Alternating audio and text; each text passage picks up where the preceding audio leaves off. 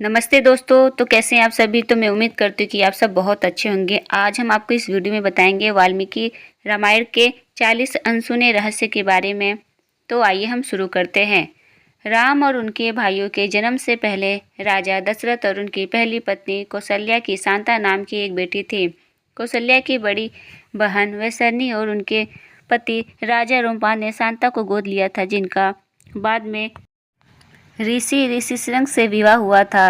रामायण के प्रत्येक 1000 श्लोकों के बाद पहला अक्षर गायत्री मंत्र बनता है। यह मंत्र प्रतीकात्मक रूप से महाकाव्य रामायण का सार है। गायत्री मंत्र का उल्लेखन सबसे पुराने वेदों में से ऋग्वेद में मिलता है। मूल वाल्मीकि रामायण में 2400 श्लोक हैं। जब राम मिथिला आए तो वहाँ कोई स्वयंवर नहीं था। वह विश्वामित्र ही थे, जिन्होंने मिथिला जाने से पहले राम से कहा था कि वहां रखा भगवान शिव का एक अमोघ धनुष दिखेगा। उस धनुष का नाम पिनाक था, जिसका उपयोग भगवान राम ने सीता स्वयंवर में किया था। मूल वाल्मीकि रामायण में लक्ष्मण रेखा का कोई उल्लेखन नहीं है। जिस रेखा को पार नहीं किया जा सका, उसका रूपक में रूप में इस्तेमाल किया जाने वाला प्रसिद्ध शब्द वास्तव में सीता की रक्षा के लिए लक्ष्मण द्वारा अपने तीर से खींची गई एक सीमा है। लेकिन संत तुलसीदास द्वारा रचित रामचरितमानस में भी इस कथा का प्रत्यक्ष उल्लेखन नहीं है। भगवान लक्ष्मण ने अपनी पत्नी का नींद त्याग कर दिया, जिसके बाद उनकी पत्नी उर्मिला अपने पति की नींद की भरपाई के लिए 14 साल तक सोती रही। जब वे रावण को हराने के बाद अयोध्या लौटे तो देवी निद्रा तुरंत लक्ष्मण के सामने प्रकट हुई, और जब वह सो गए तो उर्मिला जाग गए। वाल्मीकि रामायण के अनुसार जब राम 25 वर्ष के थे तब उन्हें वनवास मिला। वह अयोध्या लौटे और 39 वर्ष की आयु में उनका राज्याभिषेक किया गया।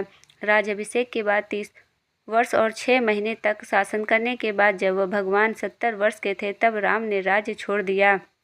वाल्मीकि रामायण में सीता को बचाने के प्रयास का श्रेय जटायु को नहीं बल्कि उनके पिता अरुण को दिया गया। वाल्मीकि जी ने बताया कि धर्म के अनुसार जीवन जीने वाला महाराज के लिए एक दिन 1 वर्ष के बराबर होता है। वर्ष को 360 दिनों और 30 दिनों के 12 महीनों से मिलकर बनाने पर काव्यात्मक रूप से 11,000 वर्ष हमें वास्तविक वर्षा के संख्या के रूप में 30 वर्ष और 6 महीने मिलते हैं। जब राम ने अयोध्या पर शासन किया था तो सूर्यनखा ने अपने पति की हत्या के लिए रावण को मृत्यु का श्राप दिया था। सूर्यनखा का पति राक्षस राजा कालिकेय का सेनापति याद, जिसका वध रावण ने अपने विश्व विजय अभियान के दौरान कर दिया था। रावण के पास पुष्पक विमान और भी कई विमान थे जिसमें उपयोग किया। एक अन्य प्रसिद्ध विमान तांडु मोनारा है। स्थानीय सिंहसी भाषा में मोनारा का अर्थ है मयूरा मोर और तंडु मोनारा का अर्थ है वह जो मोर की तरह उड़ सकता है। पुल को बनाने में वास्तुकार नील और नाल की देखरेख में 5 दिन के 10 मिलियन वानरों ने निर्माण कराया। जब पुल का निर्माण किया गया था तब इसका आयाम 100 योजन लंबाई में और 10 योजन सास में था, इसका अनुपात 10:1 था। भारत में धनुषकोडी से श्रीलंका में ताइल मनार तक का पुल, जैसा कि वर्तमान समय में मापा गया, लंबाई में लगभग 35 किमी और चौड़ाई 3.5 मिमी अनुपात 10:1 है। 12 वाल्मीकि के अनुसार कौशल्या ने बताया था कि यदि तुम्हारे पिता ही तुम्हें निर्वासित किया है तो मैं उन्हें अस्वीकार कर सकती हूँ, क्योंकि पुराने दिनों में रानियों को राजा के आदेश को पलटने का अधिकार था। और ये भी कहा, लेकिन अगर कैकैया ने भी आदेश दिया तो तुम्हें जाना ही होगा। निश्चित रूप से वह आपके सर्वोत्तम हित को ध्यान में रखेंगे। राम को ब्राह्मण वध में प्रायश्चित अर्थात ब्राह्मण रावण की हत्या का प्रायश्चित करना पड़ा। इसलिए अपने राज्याभिषेक के बाद वह एक विद्वान रावण को मारने का प्रायश्चित करने के लिए अपने भाई के साथ देवप्रयाग गए। देवप्रयाग भारत के उत्तरी भाग उत्तरांचल में है। मनमोदरी रावण की पत्नी थी। वह महान वास्तुकार, गणितज्ञ, खगोल शास्त्र और कुशल इंजीनियर प्रसिद्ध म्यासुर की बेटी थी। मंदोदरी को भारत की प्रतिष्ठित पंचन कन्याओं में से एक माना जाता है। भारतीय परंपरा में 5 महिलाओं को उनके आदर्श जीवन के लिए पंच कन्या की उपाधि दी गई थी। वे अहल्या, सीता, मंदोदरी और द्रौपदी को तारा। महर्षि वाल्मीकि ने महाग्रंथ रामायण की रचना उत्तर प्रदेश के बिठूर कस्बे में गंगा जी के किनारे स्थित अपने आश्रम में की थी। ऐसा माना जाता है कि यह वही स्थान है जहाँ माता सीता ने समाधि ली थी और धरती पर समा गई थी। वाल्मीकि का यह महान महाकाव्य श्लोक नामक छंदबद्ध वेदों में से बना है, जिसमें अनुष्टुप नामक एक जटिल छंद का प्रयोग किया गया है। इन छंदों को सर्ग नामक अलग अलग अध्यायों में समूहीकृत किया गया है, जिसमें किसी विशिष्ट घटना या आसन के बारे में बताया गया है। सर्गों को फिर से कांड नामक अध्यायों में वर्गीकृत किया गया है। देवी लक्ष्मी स्वरूप सीता का वैविध्य के नाम से भी जाना जाता था। उन्हें वेदवती का अवतार भी माना जाता है, जिनसे रावण ने तपस्या के दौरान छेड़छाड़ करने की कोशिश की थी ताकि वह भगवान विष्णु की पत्नी बन सके। तब उन्होंने रावण को शाप दिया था कि अगले जन्म में उसके विनाश का कारण बनेगा। राम के वनवास के दौरान लक्ष्मण कभी नहीं सोए। उन्हें गुड़कोश के नाम से भी जाना जाता है, जिसका अर्थ है जिसने नींद को हरा दिया। लक्ष्मण ने रावण के 3 पुत्रों का वध किया, जबकि उसके द्वार मेघनाद का वध अधिक प्रचलित है। रावण के अन्य पुत्र प्रहस और अतिकाय थे। लक्ष्मण शत्रुघ्न के जुड़वा भाई थे। उनकी माता सुमित्रा थी। जामवंत की रचना ब्रह्मा ने रावण के विरुद्ध संघर्ष में राम की सहायता के लिए की थी। रावण के साथ द्वंद्व युद्ध के दौरान उन्होंने रावण पर प्रहार किया और रावण बेहोश हो गया। उन्होंने हनुमान को उनकी शक्ति भी याद दिलाई ताकि वे समुद्र पार कर लंका जा सके। बाली ने रावण को भी हराया था। एक बार रावण ने बाली को युद्ध के लिए बुलाया। उन्होंने रावण को अपनी पूंछ में पकड़ लिया और उसे संपूर्ण विश्व में घुमाया।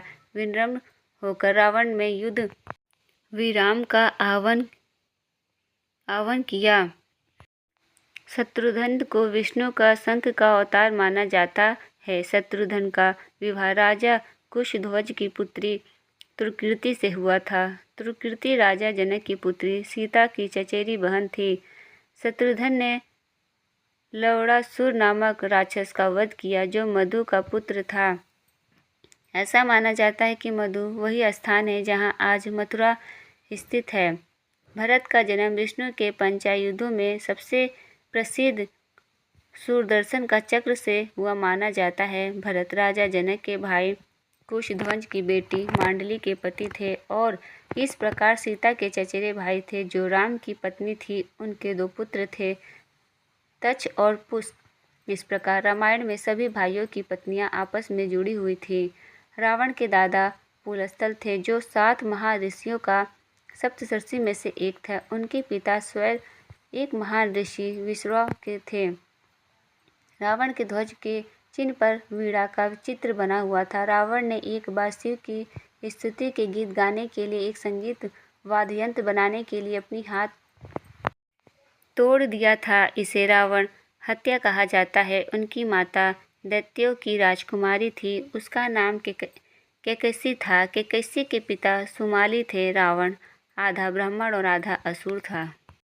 कैकस के माता पिता सुमाली और केमुती ने विश्वता की योद्ध शक्तियों के बारे में सुना। वे विश्वता को अपना दामाद बनाना चाहते थे ताकि उनकी शक्तियां बढ़ सके। उन्होंने विश्ववा और कैकसी की मुलाकात कराई। बाद में विश्ववा और कैकसी 5 बच्चों के माता पिता बने। कुबेर, रावण, कुंभकर्ण, शूर्पणखा और विभीषण।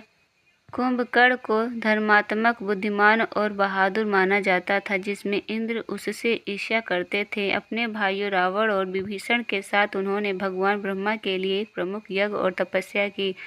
जब ब्रह्मा से वरदान मांगने का समय आया तो देवी सरस्वती ने उनकी जीभ को बांध दिया। इंद्र के अनुरोध पर कार्य करते हुए इसलिए इंद्र का आसन मांगने के बजाय उन्होंने निद्रासन, सोने के लिए बिस्तर मांगा। कुंभकर्ण के 2 पुत्र कुंभ और निकुंभ थे। वे भी राम के विरुद्ध युद्ध में लड़े और मारे गए। श्री राम की माँ कौसल्या देश की राजकुमारी थी। कौसल्या के पिता नाम सकौशल व माता का नाम अमृत प्रभा था। वनवास के दौरान श्री राम ने कबंधन नामक का एक शापित राक्षस का वध किया था। उसी ने राम को सुग्रीव से मित्रता करने का सुझाव दिया था। रावण जब विश्व विजय पर निकला तो उसका युद्ध अयोध्या के राजा अनरण के साथ हुआ, जिसमें रावण विजयी रहे। राजा अनरण वीरगति को प्राप्त हुआ। उन्होंने मरते हुए शाप दिया कि तेरी मृत्यु मेरे कुल में ही एक युवक द्वारा होगी। हनुमान का मकरध्वज नाम का एक पुत्र था, जो रावण के सौतेले भाई पाताल लोक के शासक अहिरावण का वफादार सैनिक था। जब हनुमान अति रावण द्वारा अपहरण कर लिया गए, तब राम और लक्ष्मण को बचाने गए तो मकरध्वज हनुमान जी से दंतयुद्ध में युद्ध में हार गए।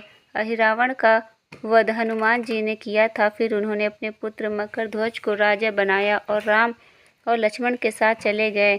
राम ने इंद्र से उन सभी वानरों को जीवित करने को अनुरोध दिया जिन्होंने युद्ध में अपनी जान गंवा दिए थे। वे सभी बहादुर थे, अपनी ऊर्जा साबित कर रहे थे और उन्होंने अपनी मृत्यु को ध्यान में नहीं रखा। उन्होंने कठिन प्रयास किया और मर गए। हे इंद्र, उन्हें उनका जीवन लौटा दो। इसके बाद वे सभी वानर योद्धा मानो नींद से उठे और उनके सभी अंग घाव से पूरी तरह ठीक हो गए थे। सभी बंदर आश्चर्यचकित होकर एक दूसरे के कहने लगे, यह कौन सा चमत्कार है। रावण का मूल नाम दशग्रीव था, जिसका अर्थ है 10 सिर वाला। शिव ने अपने पैर के अंगूठे से पर्वत को नीचे दबा दिया, जिससे दशग्रीव का हाथ कुचल गया। दशग्रीव ने पीड़ा में जोर से चीख निकला, जिससे उसका नाम रावण पड़ गया, जिसका अर्थ दहाड़ने वाला या चिल्लाने वाला। शक्तिशाली राम ने अलावा रावण 2 अन्य राजाओं से भी पराजित हुआ था। एक था वानर राजा बाली और दूसरा था कार्तवीर अर्जुन, महिष्मति का राजा, जिसमें 1000 भुजाओं वाला भी कहा जाता। वाल्मीकि रामायण के अनुसार रावण को अकंपन नाम से राक्षस ने राम के बारे में बताया था। वह उस युद्ध में जीवित बचा एकमात्र व्यक्ति था, जिसमें राम ने 48 मिनट में रावण के 14,000 राक्षसों को मार डाला था, जिसमें उसके चचेरे भाई खर और दूषण भी। राम और रावण के बीच अंतिम युद्ध में रावण के सारथी ने देखा कि उसका राजा चल रहे थे दंड के कारण थक गया था। अपने स्वामी को कुछ राहत देने के लिए उसने रथ को युद्ध के मैदान से दूर भगा दिया। रावण युद्ध से भागते हुए सारथी पर क्रोधित था, क्योंकि उसने उसे कायर की तरह दिखाया गया था। सारथी ने शांति से कहा था कि वह चाहता था कि लंका के स्वामी के प्रति अपनी वफादारी का आश्वासन देते हुए पूरी तरह से सक्रिय होकर कार्रवाई में वापस आने से पहले रावण स्वस्थ हो जाए। अपने सारथी के शब्दों में प्रभावित होकर रावण ने उसे एक रथ जड़ित हस्त मुद्रा में भेंट किया और युद्ध के मैदान में वापस ले जाने का आदेश दिया। भगवान राम ने पृथ्वी पर अपने कर्तव्य को पूरा करने के बाद वैकुंठ लौटने की इच्छा व्यक्त की, लेकिन हनुमान ने मृत्यु के देवता को राम से मिलने की अनुमति नहीं दी। हनुमान का ध्यान राम की अंगूठी लाने में लग गया, जिसे उन्होंने पाताल में फेंक दिया था। यम इस शर्त पर आने के लिए सहमत हुए कि उनकी बातचीत गोपनीय होनी चाहिए और जो कोई भी कमरे में प्रवेश करेगा उसे मौत की सजा दी जानी चाहिए। इसीलिए राम ने लक्ष्मण को कमरे की सुरक्षा का जिम्मा सौंपा, लेकिन ऋषि दुर्वास राम से मिलने आए।